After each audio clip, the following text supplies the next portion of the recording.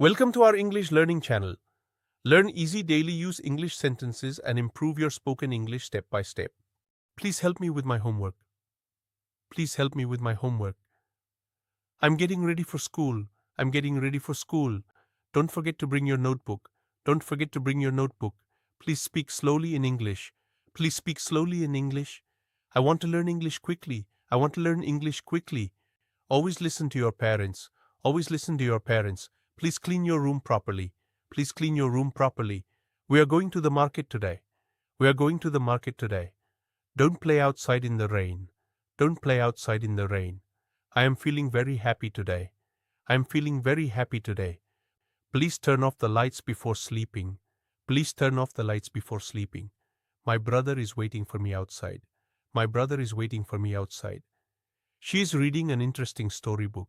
She is reading an interesting storybook. Please give me a glass of water. Please give me a glass of water. We should respect our teachers and elders. We should respect our teachers and elders. I like to play games with my friends.